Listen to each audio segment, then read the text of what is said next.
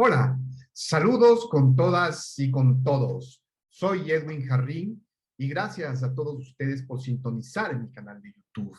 El día de hoy quiero comentar con ustedes, quiero compartir con ustedes algunas reflexiones sobre lo que significa la educación no formal y cómo la comunicación es una herramienta clave para lograr que ésta sea eficiente y a la vez sea significativa, es decir, que cambie nuestras actitudes. A finales de los 80, como todos sabemos, se da un impulso a lo que es la planificación participativa, a lo que son los presupuestos participativos. Tenemos el ejemplo de Porto Alegre, que en el fondo o en sus intenciones, lo que buscaban y lo que se quería a través de todas estas herramientas era que la gente sea capaz de decidir sobre su propio destino, que la gente sea la que construya su futuro. Y en esto se da un auge en diseñar proyectos también de manera participativa, proyectos de inversión, proyectos de desarrollo, pero ya desde mucho antes, desde la década de los 60, Paulo Freire había cuestionado ya la educación y proponía el proceso de aprendizaje como una construcción del conocimiento, una construcción colectiva que permita y que sea transformador y que a la vez sea altamente participativo, teniendo en cuenta el contexto social, teniendo en cuenta una intencionalidad emancipadora. ¿Y por qué teniendo en cuenta el contexto social? Porque no es igual la educación para un barrio o una favela en Río de Janeiro que un barrio popular en Ciudad de México o que un barrio de clase media en Monterrey o un barrio de clase alta en la misma Ciudad de México. Entonces, cuestiona la educación para decir, vamos a educar con una visión que genere pensamiento crítico y que al generar pensamiento crítico, las prácticas sean consecuencias de esto. Sin embargo, todo lo que significó el ONGismo con sus tanques de pensamiento que venían por lo general desde el norte, desde Occidente, con una visión muy occidental, tomando los principios de lo que ya plantea Paulo Freire, diseñaron sus metodologías para subirse en esta ola, para decir nosotros también hacemos las cosas de manera participativa y con nosotros también los proyectos se van a diseñar de manera participativa. Y así construyeron sobre todo la cooperación alemana, que es la que más desarrolla metodologías en los años 80, muchos procesos participativos. Y en especial quiero comentarles de una metodología maravillosa que diseñan los alemanes, que es la metodología de planificación de proyectos por objetivos, que es SOP en sus siglas en alemán, y que lo más maravilloso que tenía esta metodología son sus herramientas de visualización, lo potente que eran sus herramientas de visualización. Y entre esos, ellos planteaban con gran acierto que la visualización es un método de participación que permite siempre tener de manera permanente el desarrollo de la discusión, es decir, que uno pueda observar, que uno pueda mirar de manera permanente cómo va el proceso de discusión y facilitando además el proceso de búsqueda de acuerdos en los grupos. Eso como primer elemento. Como un segundo elemento, garantiza la intervención igualitaria, ¿no? Porque todos los participantes pueden escribir una tarjeta. Tercer elemento, equilibra las desventajas que se presentan debido a las diferencias en la capacidad de expresión oral. No todos tienen la misma capacidad de elaborar un discurso, pero sí pueden escribir una tarjeta. Pone en un plano de igual importancia todas las ideas, permite como quinto elemento la existencia y expresión de puntos de vista minoritarios, es decir, no importa que estés desenfocado del tema, igual tu opinión es válida. Evita la fácil adhesión a opiniones ajenas, como sexto elemento. Como séptimo elemento, se identifican las ideas y no las personas, es decir, se debate ideas, ya no se debate contra una persona. Como un octavo elemento, mejora la participación, es decir, hace que todos participen. Las no se pierden las ideas y se facilita la comprensión, ¿no? Obliga a precisar los conceptos y seleccionar lo esencial de cada uno de ellos. Es decir, cuando tomamos la palabra, muchas veces nos excedemos en tomar la palabra y hablamos 5 minutos y la gente no logra entender qué es lo que quisimos decir, no logra entender la idea fuerza.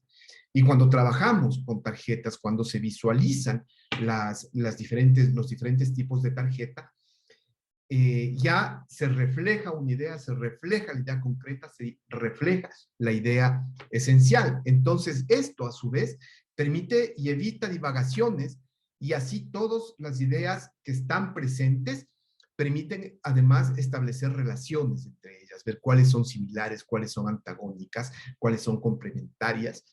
Es un método efectivo para estructurar las discusiones y paralelamente a esta metodología, como les había comentado, o sea, viene y se da ya el diseño de las metodologías planificativas, las herramientas de visualización que diseña en esa época la GTZ, la cooperación alemana, con la metodología SOP y con las herramientas de visualización, ¿no?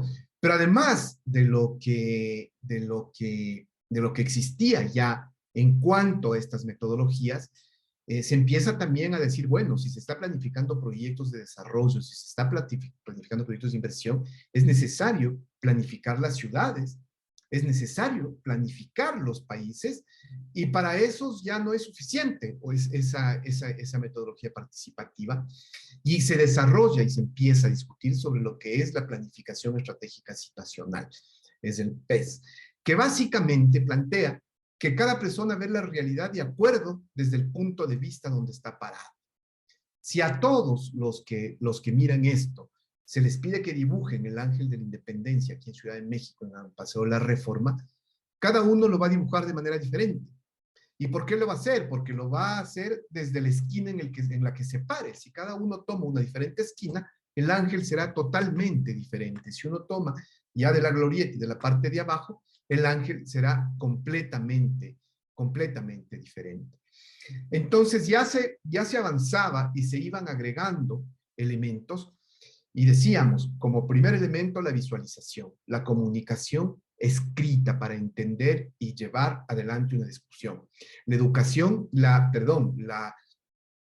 comunicación verbal a través de la expresión de las ideas, ¿no? Luego, entendiendo que la comunicación y el mensaje que se emite depende desde el punto en el que estás parado observando, como elementos fundamentales y como elementos que precisan por qué la comunicación en el ejercicio y en el empoderamiento de la educación no formal es fundamental como una herramienta de aprendizaje.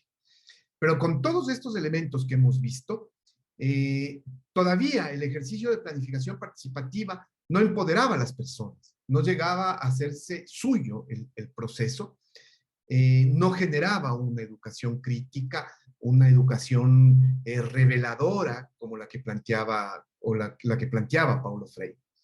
Entonces faltaba algo más para lograr el empoderamiento.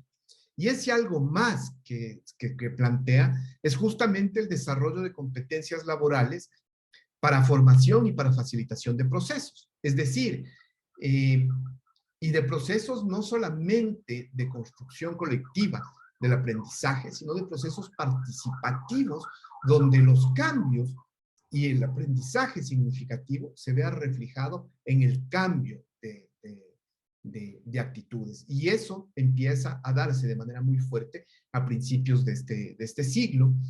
Y para lograr esos aprendizajes significativos en las personas, para lograr ese cambio de actitud, como lo he dicho reiteradamente, es necesario contar con tres elementos fundamentales, ¿no?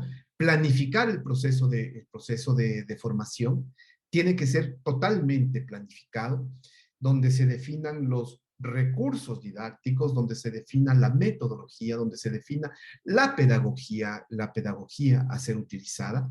Y en esta planeación debemos tener clara una agenda metodológica, debemos tener claros los materiales que vamos a usar, los recursos didácticos que vamos a utilizar, y verificar desde que el salón esté de acuerdo con la agenda que vamos a trabajar, validar que todo lo necesario exista, es decir, planificar preveyendo absolutamente todo para lograr ese aprendizaje, todas las herramientas y todos los elementos que este proceso contempla de manera permanente. Un segundo elemento aquí es la facilitación del proceso, ¿no? Es decir, ya me paro frente al grupo que está ahí y aquí es necesario definir.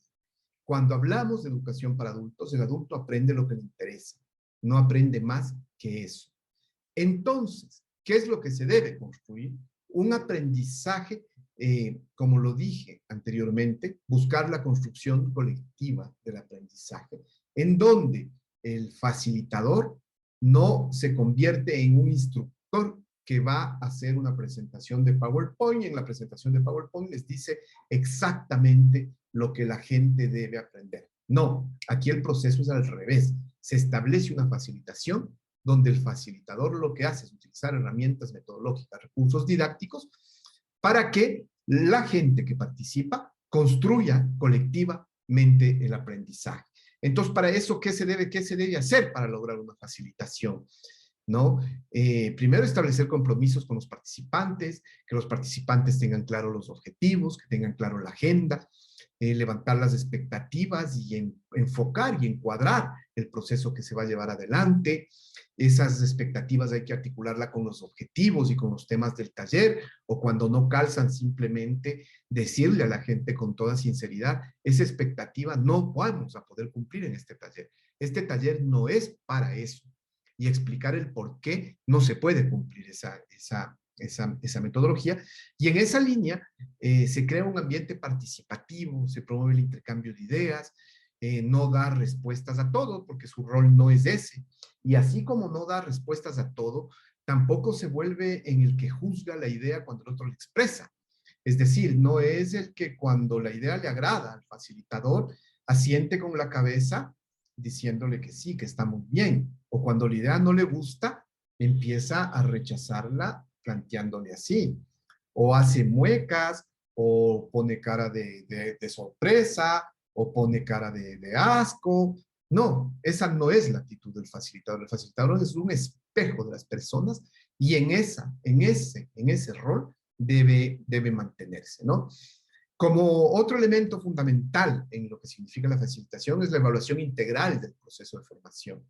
Y para esto, ¿qué se debe hacer? Se debe evaluar los aprendizajes, se debe evaluar la participación, el intercambio de las ideas, ¿no? También debe sistematizar el taller para retroalimentar a los participantes, que es algo totalmente fundamental. El después del taller, que los participantes no se queden con un vacío, que logre cerrarlo, el taller, cerrar el ciclo, ¿sí? Regresándoles una retroalimentación para que ellos puedan asimilar lo que colectivamente construyeron, les recuerde de manera permanente cómo lo construyeron y cuál fue su opinión, cuál fue su aporte para eso, y eso, a su vez, le genera un cambio de actitud. Muchas gracias a todos, a todas. Les espero y que se suscriban en el canal tocando la campanita.